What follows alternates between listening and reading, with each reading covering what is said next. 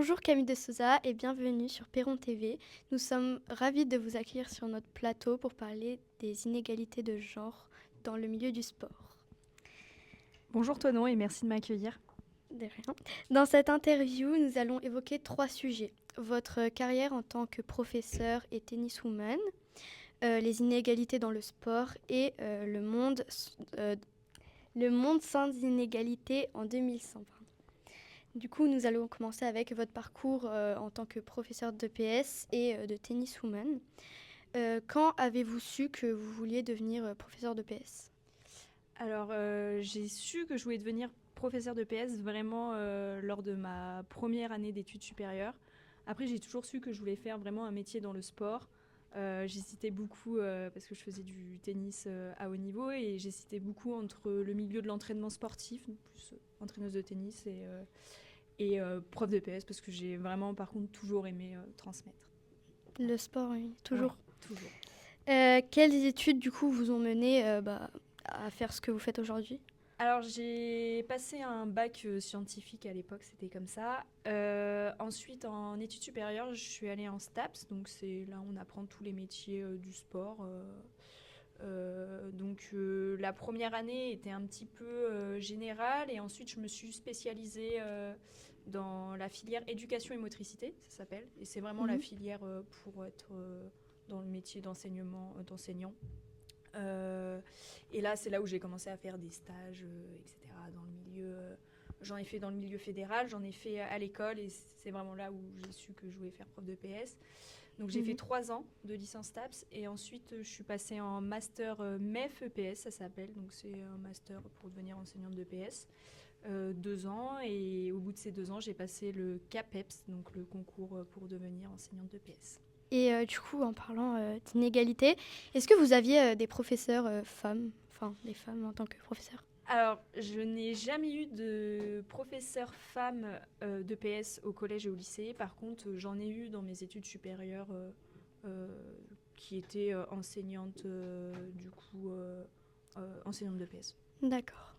Et aviez-vous une sportive qui vous a inspiré le long de votre vie ou encore maintenant ? Ouais, bah, à l'époque du collège-lycée, j'en avais vraiment plus spécifiquement dans le tennis.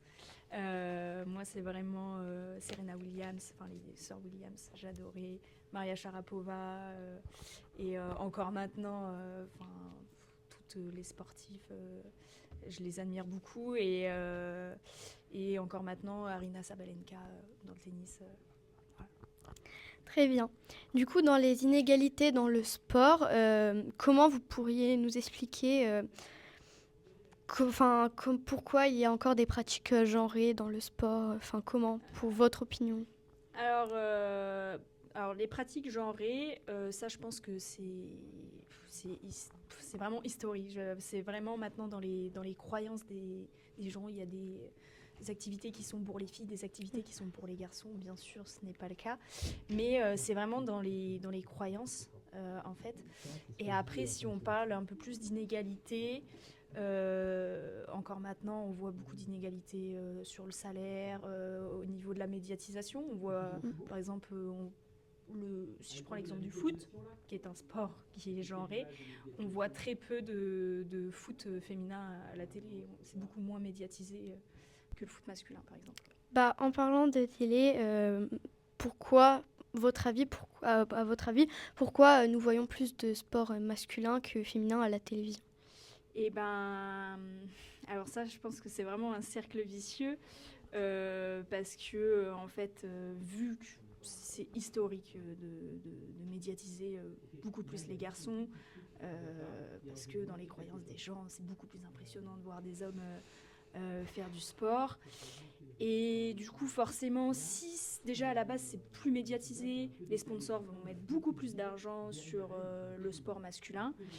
Et ce qui explique que voilà, c'est un cercle vicieux. Du coup, on va mettre plus de sport masculin, donc ça va attirer une plus grande audience. Il y a moins de sport féminin, donc forcément les gens ont moins l'habitude de voir du sport féminin. Et voilà, c'est vraiment un cercle vicieux pour moi. Oui. Selon vous, quelles sont les inégalités les plus criantes entre les femmes et les hommes dans le monde du sport ? Alors, du coup, pour moi, la plus criante, c'est l'inégalité salariale. Les femmes touchent moins parce que moins médiatisées, moins de sponsors, forcément. Et alors encore, là, je parle dans le sport de haut niveau, mais même Oui. dans le sport à moins haut niveau, si je prends l'exemple du tennis, sur des tournois vraiment pas professionnels, Oui. les femmes touchent toujours moins que les garçons. Oui. Et du coup, avez-vous déjà vécu du sexisme ou des inégalités? Alors oui, justement là-dessus, sur les tournois de tennis, des tournois de tennis justement où il y avait un plus gros niveau d'ailleurs chez les femmes. Et en fait, en adulte, quand on gagne des tournois de tennis, on touche, c'est pas un salaire, mais on touche de l'argent, un prix. Et en fait, j'ai toujours.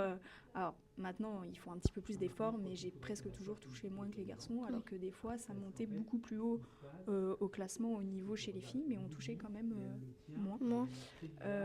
Ça, c'est une première chose. Après, du sexisme, j'en ai entendu un peu toute ma vie, ne serait-ce, par exemple, moi qui ai toujours fait beaucoup de sport. Des comparaisons avec les garçons. Toi, t'es musclé, mais c'est les garçons qui sont musclés comme ça, c'est pas les filles, t'as pas à être comme ça. Donc, ouais.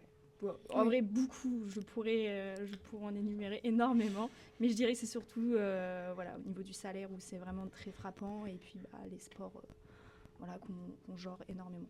D'accord. Du coup, maintenant, nous allons passer sur les inégalités, le monde sans inégalité en 2100. Comment vous imaginez le monde idéal pour les jeunes femmes, les jeunes sportifs en 2100? Le monde idéal pour moi, déjà c'est un monde avec beaucoup plus de modèles féminins sportifs, donc des sportifs beaucoup plus médiatisés, qu'on arrête de mettre dans des cases, les sports, le foot c'est pour les gars, la gym c'est pour les filles. Je pense que ça doit plus du tout exister.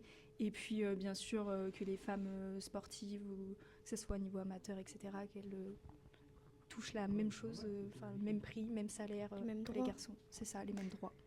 D'accord. Quels sont les stéréotypes les plus difficiles à éliminer dans le monde du sport? Je pense que les stéréotypes les plus difficiles, c'est qu'on voit toujours la femme les femmes moins impressionnantes. Ça, c'est vraiment des réflexions que j'entends beaucoup, et je pense que c'est vraiment ancré dans les croyances des gens. On va voir des femmes jouer sur un terrain de foot. Non, c'est quand même moins impressionnant que des hommes jouer, ou même au niveau du tennis, moi je l'entends beaucoup ça. Donc je pense que ça va vraiment ça va vraiment durer. Enfin, ça peut être difficile. Et après la médiatisation aussi. Oui.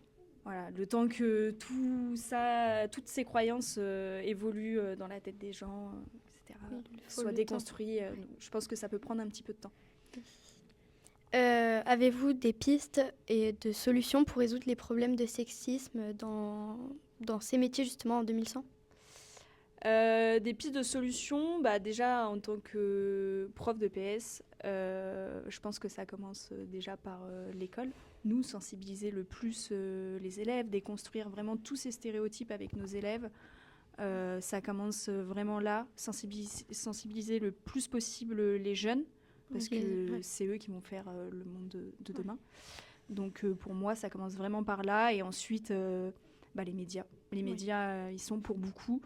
Donc dès à présent, arrêter de cercle vicieux et médiatiser plus de sport féminin, que les sponsors mettent autant que sur les sports masculins. Et là, on verra vraiment que ces stéréotypes, ils vont se déconstruire petit à petit, quoi. On l'espère. Et pour finir, pensez-vous qu'un jour, il n'y aura plus d'inégalité dans le monde du sport et dans le monde? Dans un monde idéal, oui. Ce serait génial. Oui. Après, il y aura toujours des réticences, mais je crois en la jeunesse qu'on est en train de former et d'éduquer. Et j'espère qu'il n'y aura plus ces inégalités-là. Très bien. Merci de nous avoir répondu. Et De rien, toi non, avec plaisir. Merci. Merci à vous.